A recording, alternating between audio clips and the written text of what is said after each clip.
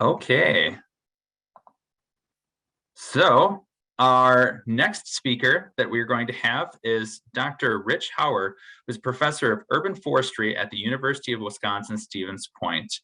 At Stevens Point, he teaches courses in urban forestry, nursery management, woody plants, dendrology, and introduction to forestry. He received his Bachelor in Science from the University of Wisconsin-Stevens Point, Master's of Science from the University of Illinois, and PhD from the University of Minnesota. Rich has conducted research in tree biology, urban forest management, emerald ash borer management, trees and construction, trees risk management, and ice storms. He was honored as the L.C. Chadwick Award for the arboricultural research and the UW System Regents Teaching Excellence Award. He has published over 180 publications and presented over 440 talks throughout the world. He is also an associate editor of the journal Urban Forestry and Urban Greenscapes. Thank you for presenting today, Dr. Hauer, and I'll hand over the screen to you. Hey, thank you so much, Eric. Always a pleasure to listen to Allison speak. And I don't have any sharing power. Maybe I'm not worthy of that today, Eric.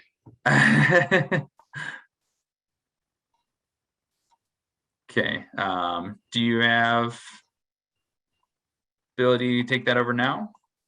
Not yet. Eric, you have to stop sharing your screen, I think. Oh, okay. So it should let him. All right, stop sharing. Winner, winner, winner. Hey, thanks so much. My pleasure to be here today, and my pleasure to talk actually about emerald ash borer from a perspective of using kind of the construct of modern times sustainability, and use the lens of that as kind of guiding what do we know about this insect, what do you know about people, economics, ecology, etc. And so if we think about emerald ash borer, I always like to think of something that my PhD advisor, Gary Johnson, would say so often: what's the worst could happen for something? And really, the worst that could happen, I suppose, is an ash that dies and you take it down and you plant something else. Or you do something, a treatment, and it doesn't work. Or you do something and someone's not happy with your decision. Now, emerald ash borer, Allison laid out really well, and I'm suspecting for everyone on this webinar here today, you know, this insect is aggressive, it's fast, it doesn't care if you have trees in residential properties, on municipal properties, if it's underneath a utility line. Ash tree that's native to North America is for the most part going to be highly susceptible. However, though, there are some really interesting findings with some escape trees and some really interesting genetics work that is being done to look at these ones that do have some sort of natural resistance to this insect, much like the ash trees from China. So the question someone asked earlier about what about other ash trees? Yeah, a tree from, for example, Manchuria, northern China. Manchurian ash has high level of resistance. Why? It grew up with emerald ash borer. Now, you can look at any Midwestern city. You know, laid out, Allison was talking about in the case of the Chicago metropolitan area.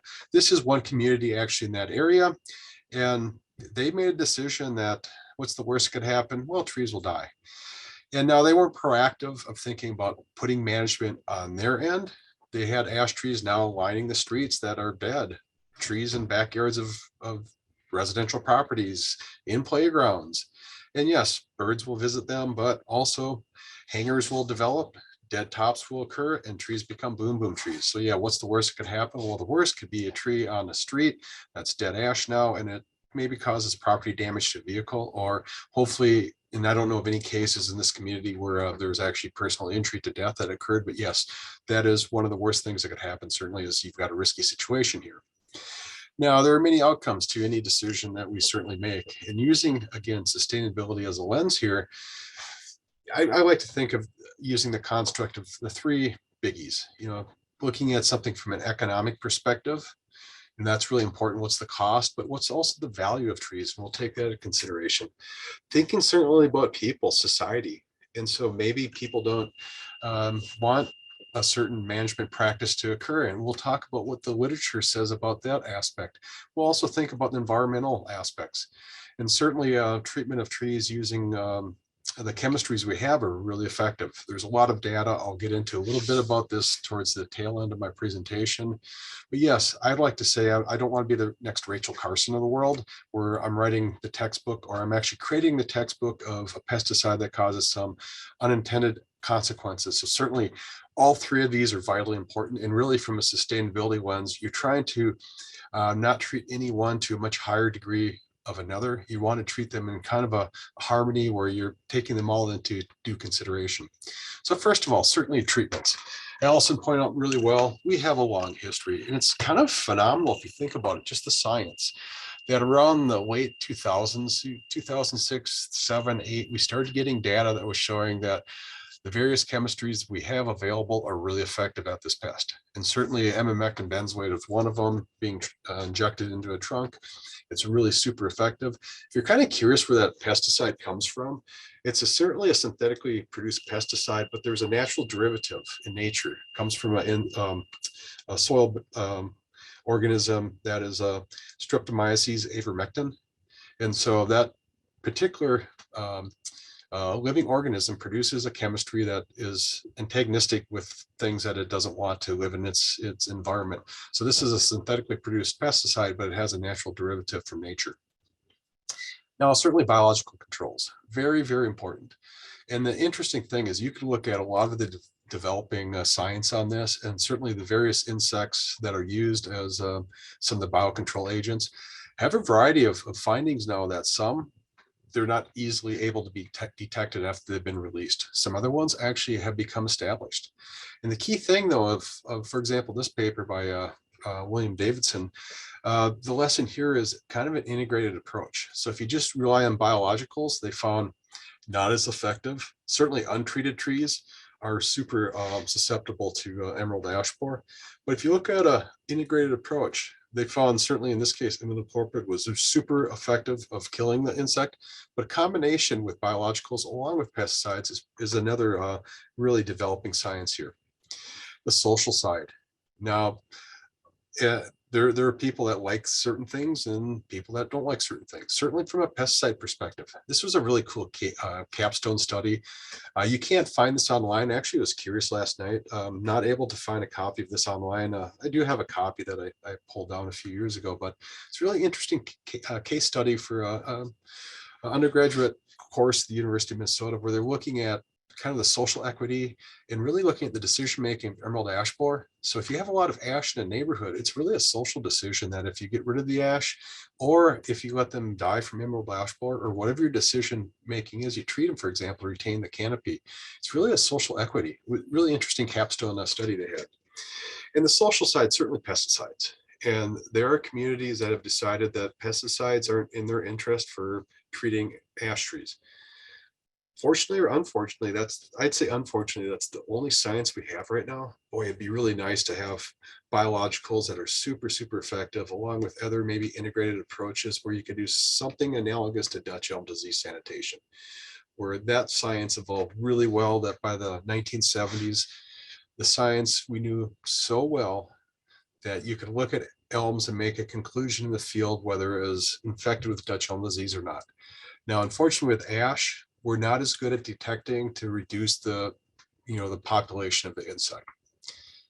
Now, if you look at the social side also, a really interesting paper by a person from Austria, Arne Arnberger, along with some colleagues, for example, Ingrid Schneider from the University of Minnesota. And what they found is people have different perceptions of management decisions. It probably doesn't surprise you.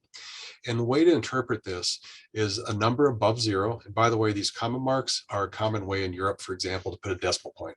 So this would be like 1.0. 1,0 is the same thing as 1.0. 1 is a high number, -1 is the low number. So that's the range of the scale. And so having mature trees with forests, okay, mature forest trees were aesthetically the most pleasing. Probably doesn't surprise you. And this was in a recreational setting, for example. And even if you had, 1 year impact from emerald ash borer, so you could detect some sort of thinning. And they used photographic evidence that were developed through electronic means to do the study. They found, even with some impact initially on, it did have some statistical difference of reducing what they call the part worth utility. So basically the aesthetics of the situation. Then if you got rid of all the trees, surprise, surprise, that was the least desirable, because aesthetically, if you're desiring trees and now you have nothing, that was not conducive for their aesthetics. You had trees that were planted. Okay, nice. But then they also left behind dead wood from the ash trees that were felled. That was not aesthetically as pleasing. That doesn't surprise me, because there's a wealth of forest aesthetics literature that says the same thing. Until forests kind of hide that material, it's aesthetically displeasing. And you can go on and on with the different options here. But the take-home message, no trees, less desirable than a mature forest of trees. Now, if you asked the decision on how to best retain this mature forest, interesting, there's a variety of different approaches out there, and they have a difference of visitor acceptance. 1 is the lowest, 5 is the highest on this visitor acceptance scale. It's a typical Likert scale that they use for making the decision making here. But the bottom line, wood regulations. That was the #1 thing that the visitors said was acceptable. So certainly prohibit, for example, firewood coming to a state park, or some other type of regulation that you could limit the spread of this insect. So people were fine with having to purchase firewood nearby a state park if it would mean also reducing the incidence perhaps of moving emerald ash borer. Different things like sanitation cuttings and progressive thinning, all different approaches with a variety of different levels of success. Sanitation cutting would just suggest, over time, you're going to move away from an ash forest to something else. Chemical treatment, on the other hand, was kind of a neutral, where and it was also quite variable. So if you look at like the standard deviation here, you have some variability with this number. You can also look at like the median. So half of the population was above a 3, half was below a 3.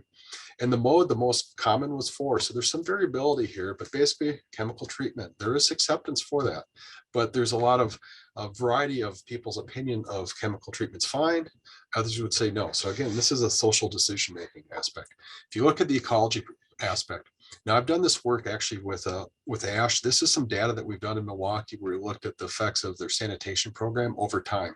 So if they could have had a sanitation program from day 1 in 1956 and modeling this over time versus the end outcome where they did not have effective sanitation treatments in Milwaukee. It wasn't until the 1970s where this stuff evolved.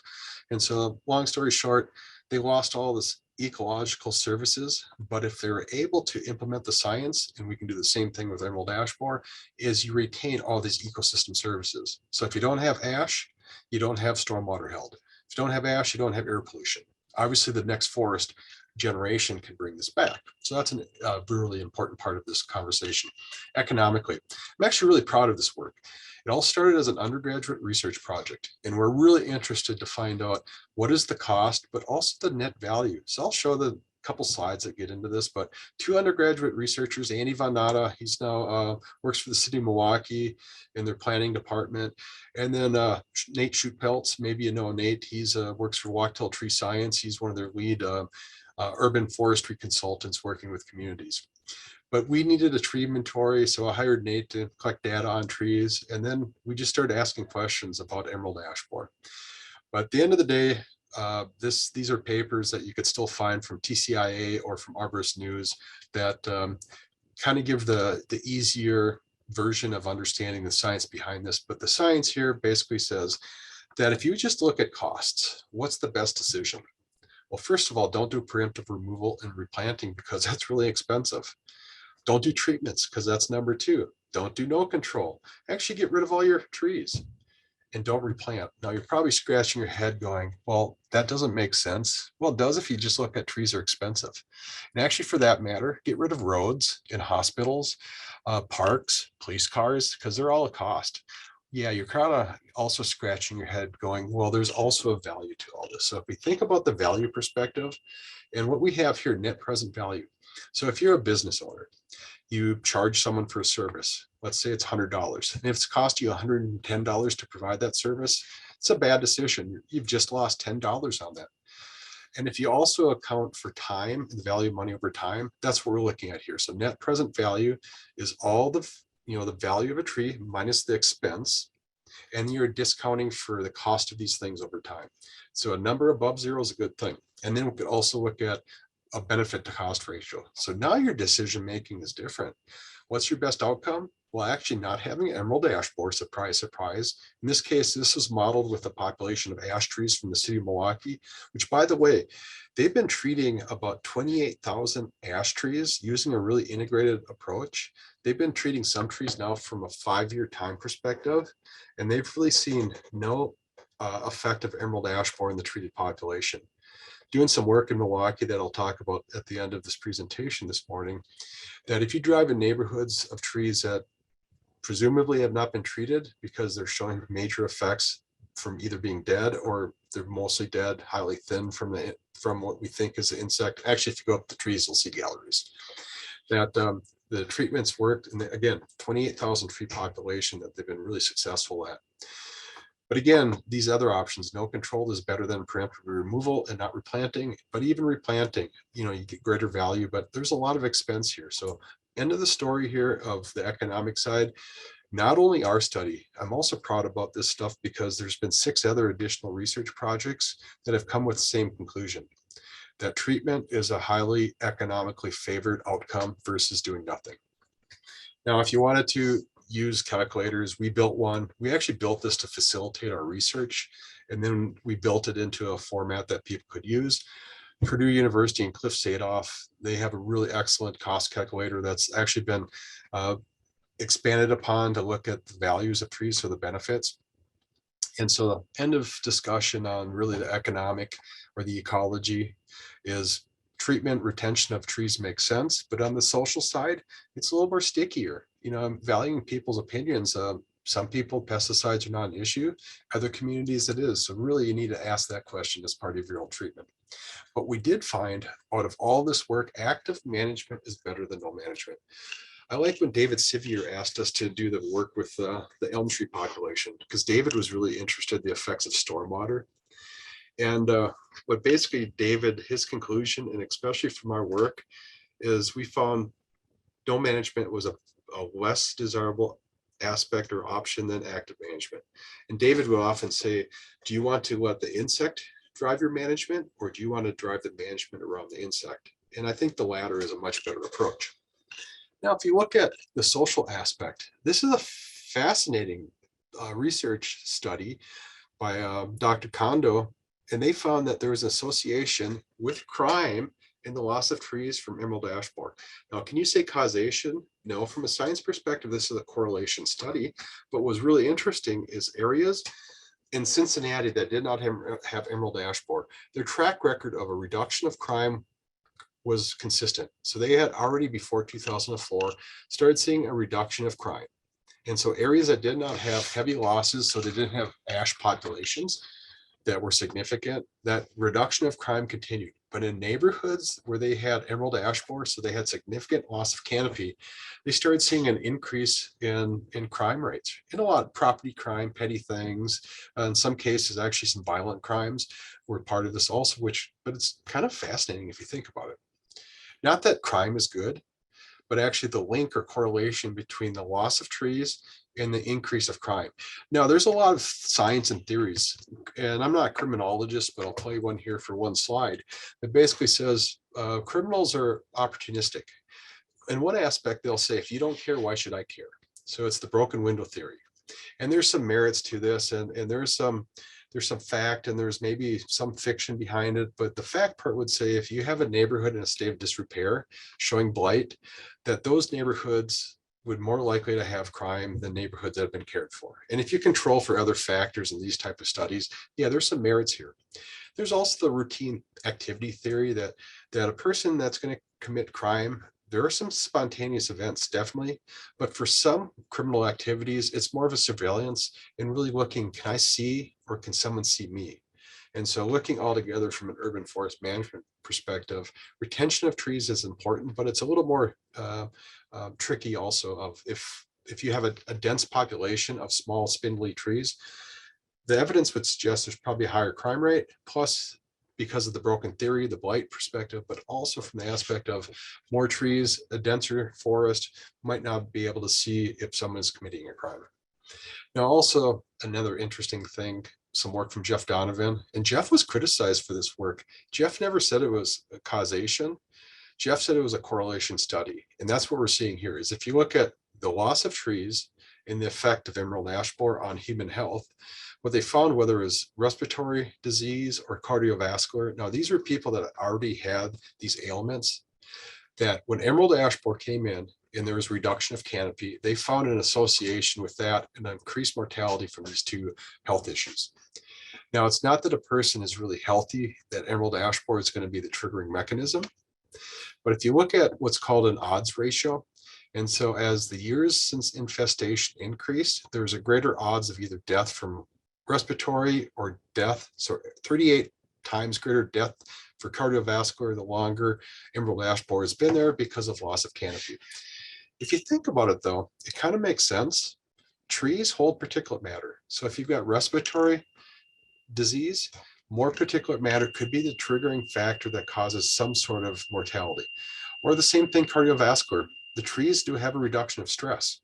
Less trees, less seeing leaves, the sound of maybe fluttering leaves will have an increased or less reduction of stress, leading perhaps to another statistic from mortality perspective with cardiovascular. All right. So now the cost of a major insect. Now let's look at emerald ash borer from the lens of a lot of research that we have out there and ask the question, really, does it make sense to do this? Well, first of all, I want to point out, it takes time to grow trees. Maybe you've seen those bumper stickers of how long does it take to grow a tree that is 100 years of age? 100 years. And so some work that we did in Milwaukee, we were asking the question about canopy loss and recovery. So Dutch elm disease enters 1956. We could call this emerald ash borer also. There's some parallels, by the way, of the loss of trees relative to emerald ash borer or Dutch elm disease. But by the early 1960s, you could start seeing cases where you're getting thinning of the canopy, in this case, Dutch elm disease.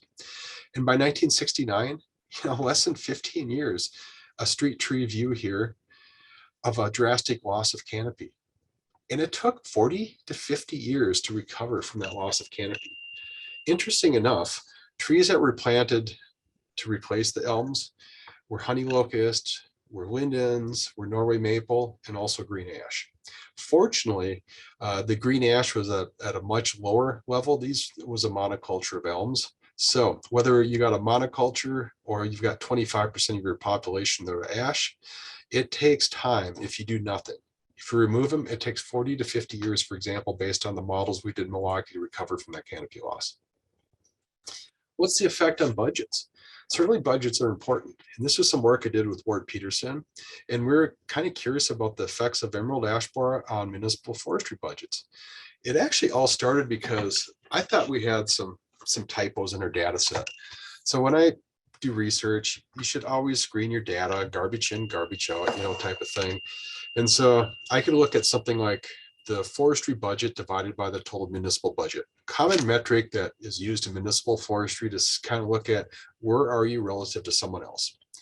And so if you get 10, for example, you probably have a typo. Maybe you have an extra zero in there or a couple extra zeros in your budget. And so just by screening data, by figuring out this statistic right here, which is one we normally collect, and then like sorting things to look at the things that are high, low, and then going look at municipal forestry reports to make sure that we didn't make a typo, is just due prudence with your data sets. So I get to Illinois, and it's like one city after another, 1.2, 1.4, 1.6, 0.8. It's like, are you fabricating your data in Illinois? But no, I actually went back to look at what they told us. And then I went to the next level. I looked at additional information. So I found their financial reports that was published by their financial planners. My brother was one, so I kind of understand this stuff through talking this through him. And this was true data. And so I was kind of curious, how does this forestry budget relate to emerald ash borer when it entered the state? So this stuff's pretty easy. I mean, this is published, the site Allison mentioned where is emerald ash borer in the United States also had information about when emerald ash borer was first detected in the state. So for example, New Jersey or Arkansas, New Hampshire, Connecticut, Kansas, for example, all early stages of emerald ash borer entering that location. So it takes about 5-6 years before it starts becoming exponential going upwards. So it just happened to be all this Illinois data I had, and also it happened to be Maryland for that case. They had emerald ash borer that was 8 years post being discovered. Okay, so you kind of get the sense here. In the cases like Ohio and Michigan, where it was first really discovered, and then actually first started having the impacts in Indiana for that matter, they're post, they've lost so many ash that they're back to kind of more of a normalcy, and maybe a little bit higher than pre-emerald ash borer because of things such as replanting. So then if you look at things such as, here's just the financial impact, and it was kind of like 3 phases. The phase going, you still have time. The phase going, oh crap, now what do we do? It's a budget buster. So what you're really trying to do is reduce this peak. You're trying to make this more manageable. It's going to cost you more money, but you try to make it manageable and more flat rather than boom, bust type of deals. And so this follows really well. This is the exponential death curve that Dan Herms was kind enough to demonstrate to us. So you've got this increased mortality, the death rate from emerald ash borer, whether you like it or not, and this is the financial impact. And so here's the financial impact really, where you have little or no cost because most all the ash are dead. Now, how does it impact actually budgets, whether it's a residential consumer budget or a municipal budget in this situation? Is we found this a significant increase for tree removal, for example, that it went from on average places that did not have emerald ash borer, which are black bars, about 17% of the budget annually is spent on tree removal. However, if you have emerald ash borer, probably doesn't surprise you. And if it's killing trees, whether you like it or not, it was a significant increase. Same thing with stump removals. But things such as public education declined, or watering of trees, or safety training of employees. That's not important. Well, actually, it is important. It's just the amount of maybe effort they're able to put into it from a financial perspective is reduced because what we really found, there was no new money. So it was reallocations of budget from different areas. And tree pruning also went down. So this is kind of a double whammy. You're not only removing trees, you're not replacing the trees any much greater than you'd normally have if you did have emerald ash borer, and you're not maintaining the urban forest from a pruning perspective. Well, it's kind of sadly, the same story played out with trees that were lost from Dutch elm disease. Maybe not the same allocation of percentages I have here, because unfortunately we don't have that data. I'd love to see it. But the same thing played out where trees were not replanted to the level because of removing trees, and there was reduction of maintenance. And then later on, you have trees that have multiple leaders that could have been pruned at a younger age to prevent storm damage. So hopefully this is not something that will happen, but this data suggests we're maybe having another repeated story of structurally trees that are not as well pruned today that could become problems in the future. Now, what's it really cost? If you want to have a take-home message, $1.50. So on average, in areas that have emerald ash borer versus those that do not, it's a $1.50 increase. So on a per capita, I can't say, the city of Shorewood, Minnesota, or the city of Stevens Point, Wisconsin is going to be on average $1.50, but they're part of this entire package. So on average, it was a $1.50 increase per capita in places that had emerald ash borer. So I think that's an important statistic that you could think from a national perspective, this is what it costs. Now per capita, $1.50, what does it really mean? Is that like too much money, or is that too little? And so if you look at people per se and their willingness to pay, this is an interesting study from Dr. Gartner and Dr. Treeman. And what they found was, and this was in Missouri, and this was in the early 2000s when they did the work, that people are willing to pay certain amounts. In this case, these are dollars per person. So a person that is younger is willing to pay more money than a person that's older. It kind of doesn't surprise me. Maybe people that are older are on a tighter budget. So yeah, I like trees, but I'm only willing to spend $9.36 for municipal tree care. Where younger people are like, all right, cool, $22, no big deal. Education. And other studies have pointed this also out, that people that have higher education are willing to pay more, perhaps because they have more income, perhaps. And people that have less income willing to spend less money. Interesting enough, from this study, people that had a grade school education were willing to pay negative $5.78, which suggests is if we want an urban forest, you have to pay them over $5 per year to have trees in that area. But overall willingness to pay of all the people, regardless of age or gender or economic status, little over $11. And this is again in 2006. If you adjust for inflation, it's probably $16, $17 per person now.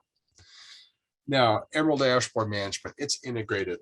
I often say if you did not have emerald ash borer and you're an urban forester manager, you'd look at this ash tree going, why did this dead top fail? There has to be a reason, right? Well, in this case, it's structural decay. It's brown rot. So green ash trees, for example, are prime candidates to get brown rot when they start becoming centurions. And so this tree, for example, came from our campus. We recommended the removal because there was a lot of brown rot in the trunk of this tree, to the level of not only was the top failing, but we had large limbs failing. And so as an urban forest manager, you'd remove these anyways. And so again, you're preventing the safety, or you're trying to plan for the safety of people by reducing or minimizing the risks to society in this regard. So yes, you take care of these.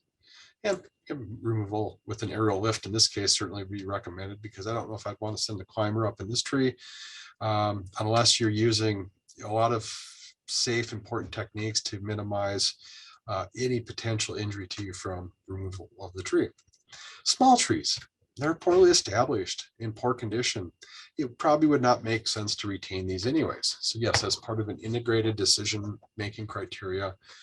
Or if you look at neighborhoods, they're doing a massive reconstruction in this case. This is an old neighborhood nearby where I used to live in Minnesota, in Brooklyn Center, for example. This is just right on the division. It's 53rd Avenue North, if you know where that location is. It's on the border of Minneapolis and Brooklyn Center. They're doing reconstruction, in this case, actually in Brooklyn Center. I would say probably it makes sense not to retain those trees. Interesting enough, though, there was massive construction damage. It was more so on one side. These trees are still there. They did show the effects of decline, though, from this massive loss of root systems. But this case, maybe massive street reconstruction. This is just not the tree to retain. Although we do have approaches and ways to retain this tree from arching away from it. And this is kind of a poor example of that, but certainly ramping up and over. So we can do this. This, I don't know what they're thinking. Perhaps preventing a trip and fall claim. So putting concrete all the way around the base of the tree, probably wouldn't recommend this. But again, part of your decision making, do you try to retain, or do you, as an urban forester, say retention of this tree makes little or no sense? Small confined planting locations. Now you could say, does it make sense to retain any of these trees? Well, this is a honey locust if you're curious about the bark, but this is an ash. This used to be a place I used to work at in St. Paul, Minnesota, the old Department of Agriculture on Plato Boulevard. And yeah, these trees, by the way, were 19 years of age when this ash actually died. And so, yeah, small confined planting location, I probably would not recommend retaining. However, our local urban forester in Stevens Point retained trees downtown setting because these trees were the only ash they had. So what this manager was doing was, can I retain some of the trees so I can buy canopy over time, so I don't have a boom bust cycle? So I can't just say don't treat trees in these confined locations. You have to think of it as a bigger, broader picture. Do you have some management reason why to retain them? Okay. Or maybe just going back to concrete in the situation would make more sense. Now, under utility line or massive construction, streets, curbs, sidewalks, these are all parts of really making decisions. And if you're going to retain the tree, this is just not wise. Okay, perhaps an arch and wrapping up and over. We've got the science. Cracks in trees, I guess just use duct tape. No, probably not. It's not arboriculturally approved A300 method. But interesting enough, duct tape does have some resiliency, and this duct tape actually was rated at 700 miles per hour. Just if you're curious, there is an MPH rating on duct tape that has different applications for wind speed. Now, I'm going to get into some research that we're currently occurring, and then I'll have some time for questions here. That if you look at decision-making criteria, now one thing is maybe short-term retention of trees. So in this case, they're retaining what was an elm tree from the 1970s. And maybe you can identify they replaced it with, yes, you've got it, a green ash tree. Maybe it's not ash that you're you're replacing it with today, although Manchurian ash is actually one that has some pretty good genes to resist emerald ash borer. But what you're doing is maybe putting in a swamp white oak, or maybe a Kentucky coffee tree, or whatever other tree that's compatible with the situation. And you're really thinking about what we'd call preemptive planting, which seems really wickedly crazy. Is why would you even want to put in trees in locations that are actually suffering the loss of trees? Well, what you're doing is favoring canopies. So you don't have this boom bust cycle of it takes 40 to 50 years to recover the canopy that you had lost. Okay, so this is a really important management approach, in my opinion, but it's a tough one sometimes to sell because we don't have really good data on maybe the ecology. This is some work that we're actually doing right now, and hopefully this summer I'll finally have it modeled on, because we've got data on growth rates, we've got data on mortality of trees on campus, for example.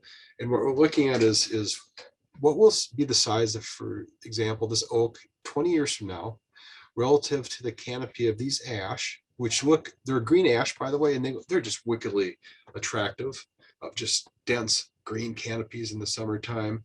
You're going, they're green ash trees, really? Yeah, they actually, these are green ash. They look just phenomenal, really nice.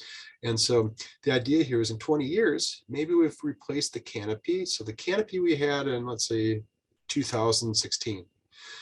2036, would this oak tree be of the same size of this? So if we got rid of all this ash in 2016, which was one of the management approaches on our campus, was emerald ash borer was just identified. Let's get rid of all the trees. It was breaking my heart because what did we have? We had already proven that retention of ash makes a lot of sense. So this is kind of the next phase of this type of research, looking at really thinking of trees as a canopy perspective. And in a sense, no net loss. That's what we're modeling, and hopefully we'll have results this summer. But what we have done in the process is we've got control trees that we're looking at their various treatment approaches. So dinotefrin or emamectin on either a 2-year or 3-year cycle, or imidacloprid. Now, the results here are not shocking to me because we have really good evidence that would say treatment of trees saves or prevents ash from dying versus control trees. So the trees here are not treated. Their condition rating is decreasing. And so over time, they have less than a 50% condition rating using a scale of 0 to 100, using the Council on Tree and Landscape Appraiser system to actually rank the trees. But in the dinotefrin trees and imidacloprid, anything under 16 inches was treated with these approaches because they're quick, they work relatively well, and for small trees, they're pretty darn effective. As tree diameters get bigger, as you heard with Allison, the amount of active ingredient is really a challenge based on label rates right now for these two to actually use in large trees. It becomes a challenge, and you can have an effect on survivability. But the interesting thing is emamectin 2-year or 3-year, we really saw no difference. Again, now this is 6 years of data I'm showing you here. We'll have a 7th year coming up pretty soon when we do our tree evaluations again. But whether any of these approaches, and I gave you some perspective of the size of trees, again, 16 inches or less were dinotefrin and imidacloprid versus greater than 16 inches for emamectin treatments. Same thing, mean crown thinning. So Allison showed you these pictures of a tree that had no thinning, had a relatively thick looking, healthy looking canopy, work that Dr. Schmidtley and others developed. And so the control trees, again, the canopies are thinning. Doesn't surprise me because this is what the science would say. But again, using either the bark spray of dinotefrin or the soil injection of imidacloprid versus emamectin, 2 or 3-year cycle, statistically no difference between these different treatments. Again, there is a difference of the size of the tree, okay, but there was no difference of the crown thinning. I do have to go back to the previous slide though. Now you're wondering, if I would have stopped in 2019, it's like, oh my goodness, emamectin's not as effective as these other things. Okay, now these were smaller trees. What was occurring in 2019? We had a really wicked ash anthracnose year. So the condition of the canopies did not look as well as the year before when ash anthracnose was not a problem. And ash anthracnose was a little less of a problem in 2020, a little less in 2021. It'll be interesting to see what we have this spring. It's been really cool and damp. And if this continues, I could suspect maybe ash anthracnose, but all things considered, you're also getting in the control trees, continued decline, but you're seeing this kind of went down and then came back up. So that was really one of the reasons why you saw this decline, and it was statistically it did occur actually between this year and this year. And again, that was because of ash anthracnose. Now let's look at mortality, because really that's an important aspect. And we have about a quarter of our control trees that have died. 2016 was the first year emerald ash borer was identified, actually about a mile away from campus. And I could take you on tours around campus right now and show you ash trees that are showing nearly full mortality from this, that are in residential properties, or in the case on our campus here, the control trees we have.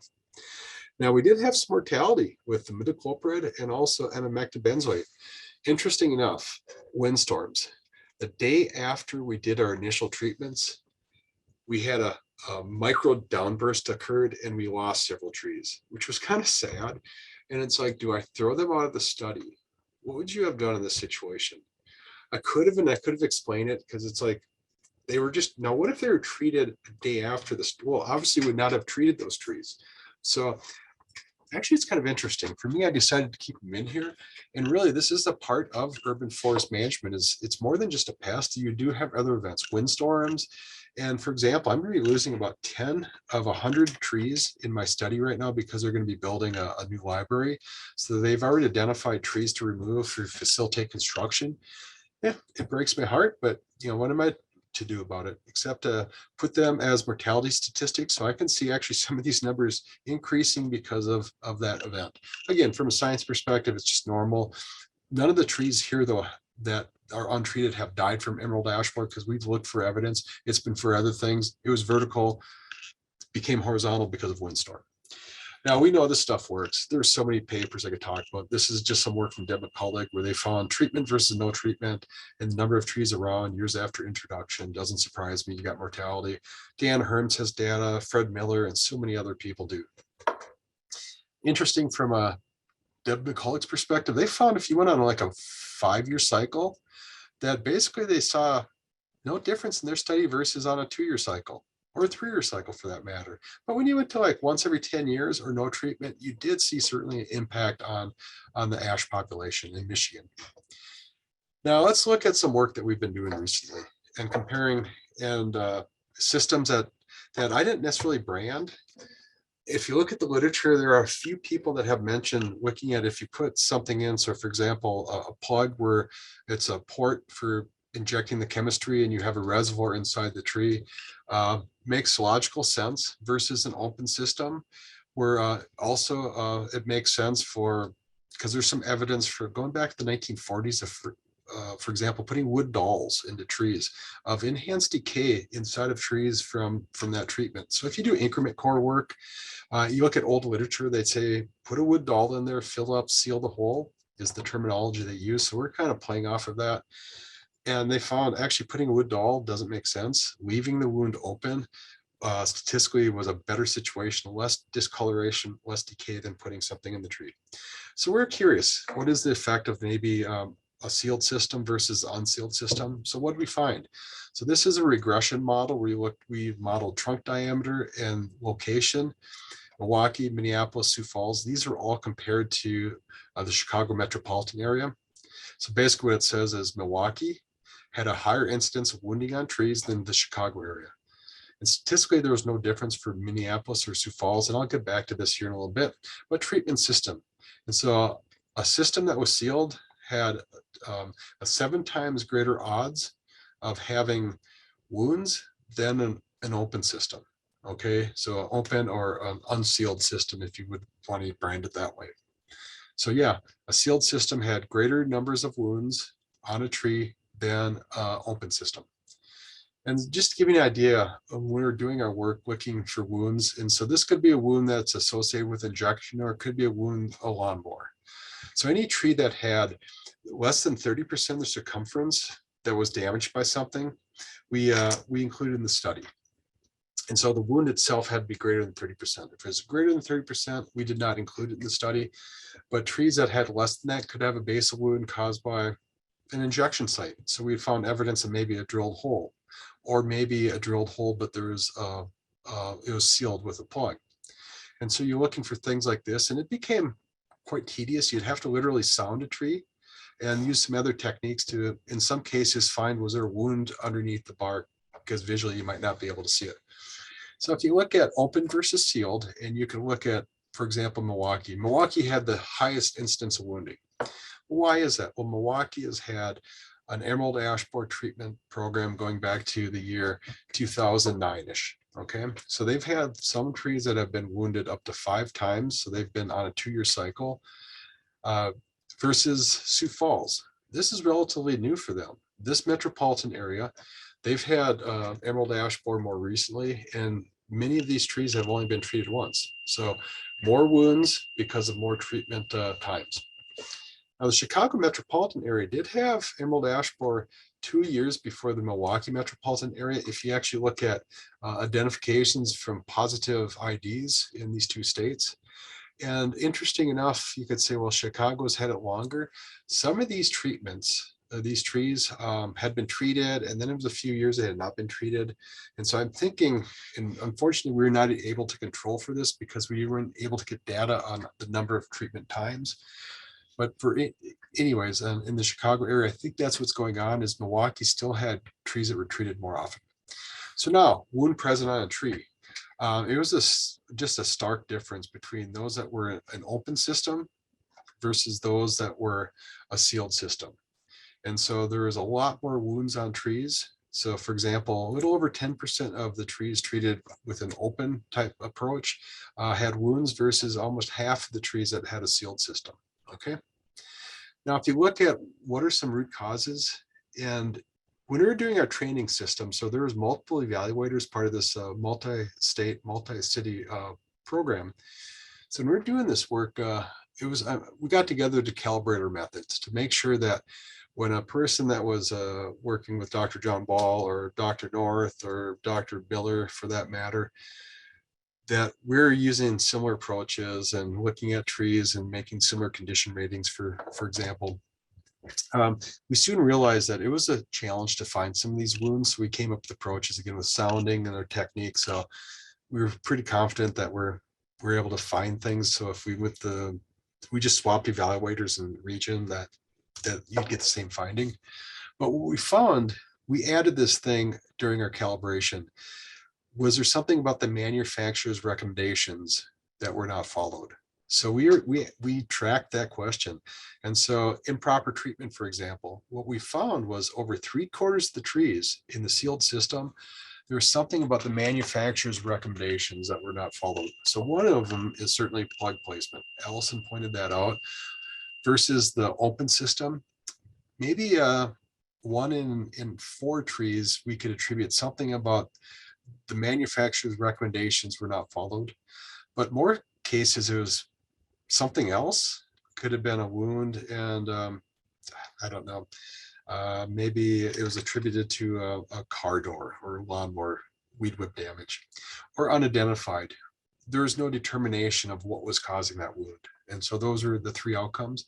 And so really, if you think about manufacturer's recommendations, Allison pointed out the 2nd edition. This thing came live about 2 weeks ago. The authors of this and the review team did a really good job of looking at the science from the 1st edition and saying, was there anything different? And for example, plug placement. In the 1st edition or the 2nd edition, it's the same. Of setting the plug to a correct depth, following manufacturer's recommendations is really important. Okay. And if not, if they're set shallow, it's possible you get additional cracking. So this would be a tree that we'd say was improper, did not follow manufacturer's recommendations because there's something about this plug, the depth seemed to be too shallow, for example. Now, wound size does have an impact. And this is some work that Bert Craig and his students worked on, where bigger wounds take a longer period of time to close than a smaller wound. Okay. And then an open system closed sooner than a closed system. So this is some published work again from Michigan, looking at wound size plus sealed or unsealed. And then if you look at controlled studies, because what we did was basically in the field, we didn't know who actually did the work. Apparently, some people have a challenge of following manufacturer's recommendations. And Allison pointed out as herself, of being a professional, that she found it was a challenge. to constantly in a production setting is to have a sealed system with a plug that you're properly getting it in. But in this case, Dr. DeCola controlled study, and what they found was most of the trees sealed over, and they found very few trees, only about 5% of them actually they could attribute maybe to the treatment itself of having some impact on discoloration, things that weren't done properly following manufacturer's recommendations. But again, a controlled study where you're really careful of setting the plugs, you can actually do a pretty good job, but in some cases, things happen, okay? Some work from Dr. McCullough, and they found that, yeah, there was an increase of discoloration in trees where there is injections, but for the most part, in a controlled setting, if you can follow manufacturer's recommendations if you're careful, okay? So it can be done. And so this is the amount of discoloration inside of an ash tree using a closed system. Again, our findings, though, following manufacturer's recommendations, at least in the locations that we had as part of the study, was a challenge. Right on the home stretch here, now, we don't know is how long can you treat trees and still have some, wood that's available. With elms, there's some evidence, maybe 20 years, but interesting enough, this is some work from out east with Dr. Brzee. And what they found was no difference in decay between injected and non-injected American elm trees. And this summer, working with Jake Miesbauer and Dr. Andrew Kozer, we're actually going to be looking at this question internally of what is the level of decay using trees from the city of Milwaukee as part of our study. Now, to manage or not to manage, what's the worst that could happen? Really important question. I hope thinking of a sustainability construct is important, thinking of some of the science we have to drive your decision making, really looking at trees. Does it make sense to retain or not? Just being a typical arborist, urban forest manager making decisions. Using sustainability as a construct, important. Active management is better than no management, as we know. And it doesn't matter if you're residential or commercial, utility, forester, these things are going to come back to pay some not so decent dividends if you let the insect take its role. So I've got some time for questions here before a break, so I'll turn it back over to Eric with Q&A. Great, thank you for that, Rich. Let me go ahead and share the screen real quick. Perfect. All right, so Q&A. Right now, not a whole lot has come through just yet, but Michael Richardson was commenting that saying hi. It's been a long time since he's seen you since Hong Kong. Yeah, hi, Michael. I'm hoping to see you up in Toronto one of these days. So take care. I have a question. So, one of the things for yourself being in Wisconsin, there's a lot of smaller municipalities kind of throughout the northern and western portion of Wisconsin that one of the things that you hear a lot is a lack of funding to do something. In those instances where someone has kind of limited to no budget, what would you say to them if EAB was just kind of knocking on the door or just got there? Yeah, the challenge part, using the construct, my brother, he was a financial planner for the city of Maple Grove. And what he would say is even Maple Grove has budgetary issues, although financially they're probably much better off than some of the communities you're making reference to in Western Wisconsin, or it could be any state for that matter. Of yes, budgets are a challenge. Is if you want an urban forest, the cost of treatment of trees for ash is small. I was able to do it. I was able to get trained. I actually went for a training session because I was really concerned with how easy. It's actually pretty easy to follow manufacturer's recommendations to drill. How deep do you go into a tree? Actually, it's not that difficult. I had someone train me, but a municipality, they can do it for about $4 diameter inch. So on average, let's say they've got a 15-inch ash tree population. You can multiply 15 by 4 and you've got $60. Oh, if you're on a 2-year cycle, now it's $30 per tree.